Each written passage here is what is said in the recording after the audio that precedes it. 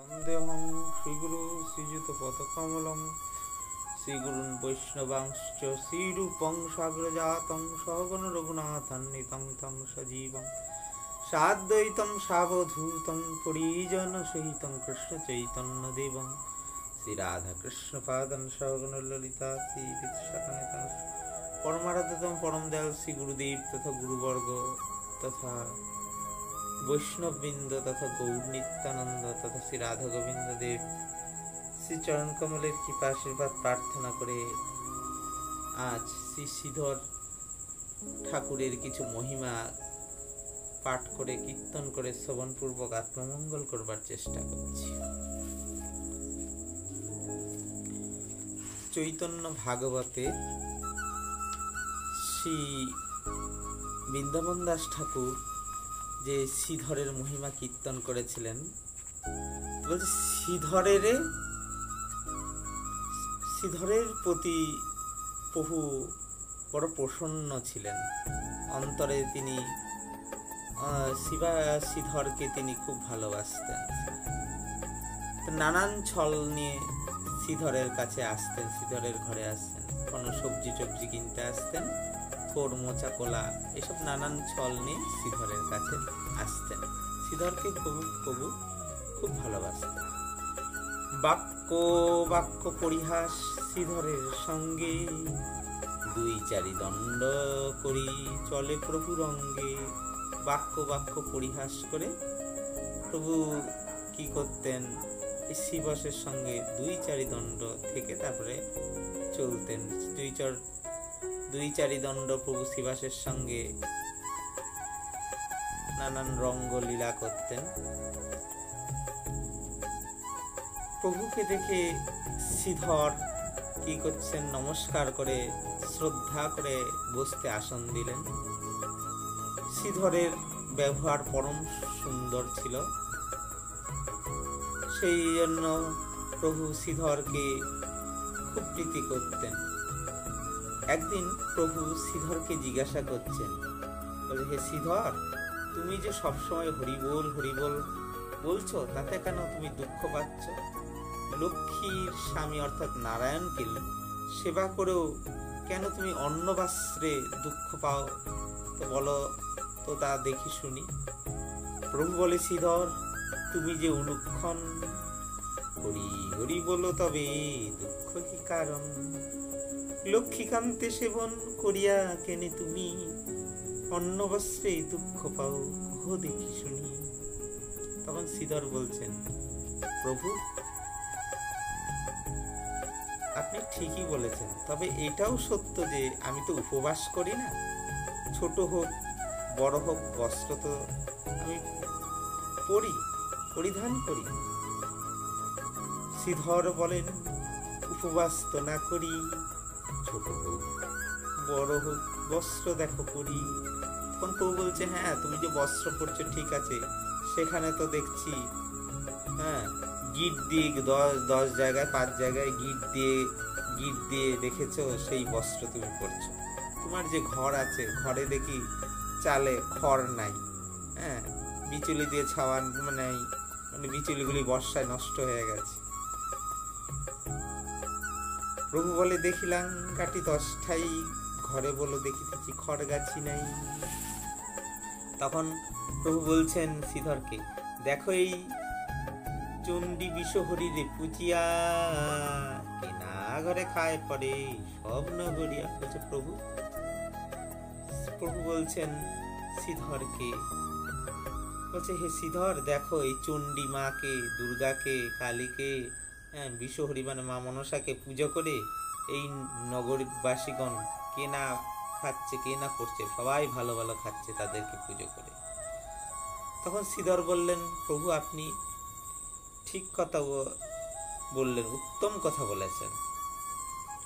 শ্রীধর বলেন, বিপ্র বলিলা উত্তম, তথাপি সবার কাল যায় এক সময়। আপনি ঠিকই বলেছেন, তথাপি সবার কাল মানে সময় ঠিক একই ভাবে বয়ে যাচ্ছে। রত্নঘরে থাকে রাজা, দিব্য খায় পরে পক্ষীগণ থাকে যেন বৃক্ষের উপরে। বলছে রত্নঘরে রাজা রাজপ্রাসাদে হীরা মণি মুক্তা প্রাসাদে, হ্যাঁ, দিব্য সজ্জায় দিব্য খাটে, হ্যাঁ, সেখানে ঘুমায়, ভালো ভালো রাজভোগ খায়, হ্যাঁ, আর পক্ষীগণ থাকে দেখানো বৃক্ষের উপরে। কিন্তু আর পাখিগুলো বৃক্ষে গাছের উপরে থাকে, শীত গ্রীষ্ম বর্ষায় কষ্ট পায়, কখনো বর্ষা হচ্ছে ভিজে যাচ্ছে, হ্যাঁ, কখনো গরমে কষ্ট পাচ্ছে, শীতে কষ্ট পাচ্ছে।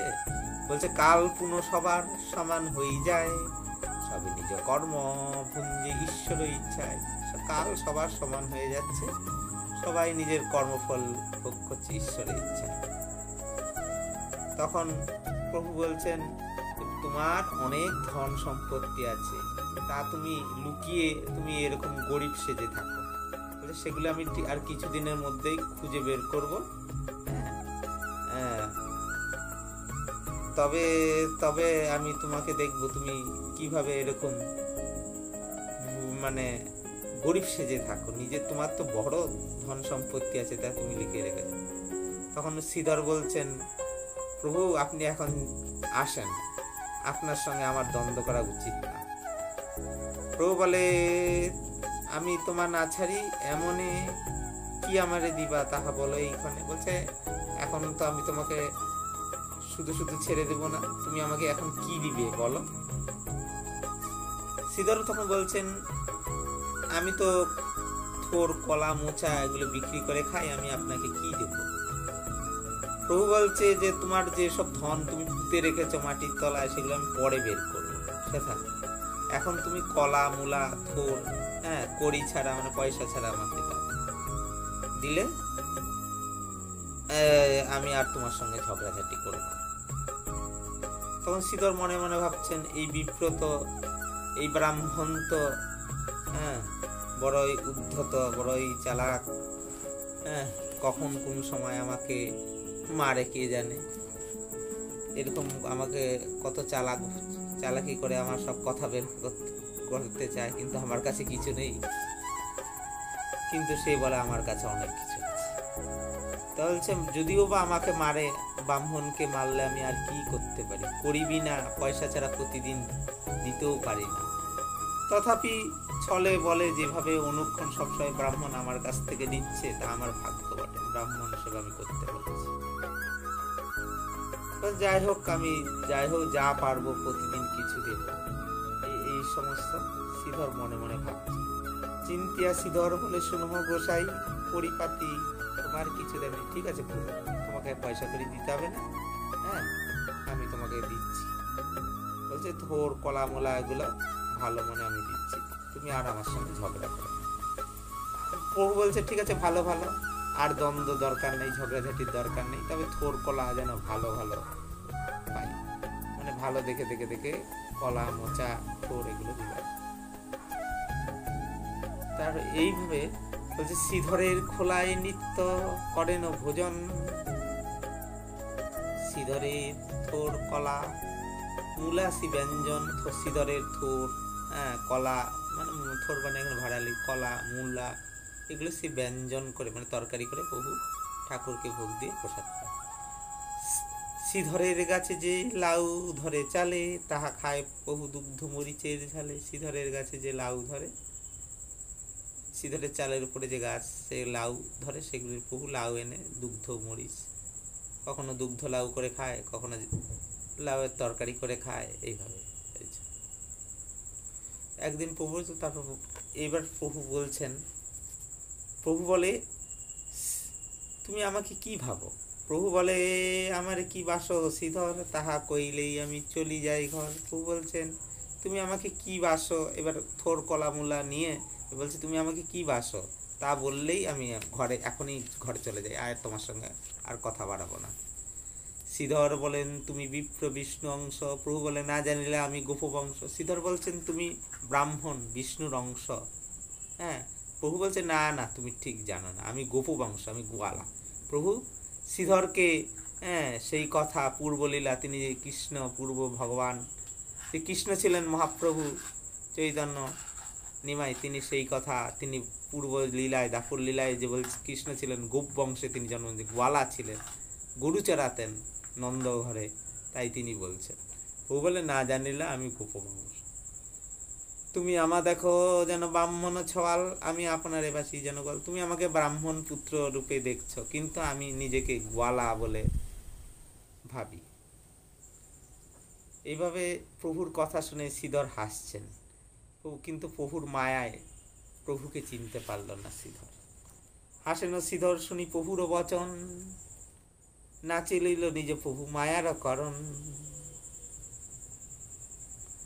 প্রভু বলে শ্রীধর তোমারে কহি তত্ত্ব, আমা হইতে তোর সব গঙ্গার মহত্ব। শ্রীধর প্রভু বলছেন তোমাকে আমি তত্ত্ব কথা বলছি, তো আমা থেকে তুমি গঙ্গাকে বেশি ভালোবাসো। কারণ শ্রীধর পণ্ডিত কি করতেন, যে থোর কলা মুচা সবজি বিক্রি করে যা ইনকাম হতো তা অর্ধেক গঙ্গার সেবায় লাগাতেন। বলছে আমাকে দিতে তুমি কুণ্ঠা বোধ করছো, আর অথচ গঙ্গাকে তুমি তার অর্ধেক দিয়ে দিচ্ছ, তা তুমি আমার থেকেও কি গঙ্গাকে বেশি ভালোবাসো? শ্রীধর বলেন ওহে পণ্ডিত গোসাই, গঙ্গা করিয়াও কি তোমার ভয় নাই? বলছে হে পণ্ডিত, হে নিমাই পণ্ডিত। শ্রীধর বলেন ওহে পণ্ডিত নিমাই, গঙ্গা করিয়াও কি তোমার ভয় নেই? হ্যাঁ, তুমি হে নিমাই পণ্ডিত, তুমি গঙ্গাকে ভয় পাও না? বয়স বাড়িলে লোকে কোথা স্থির হয়, তোমার চাপল্য আরো দ্বিগুণ বাড়ে। বয়স বাড়লে বাড়লে শিশুরা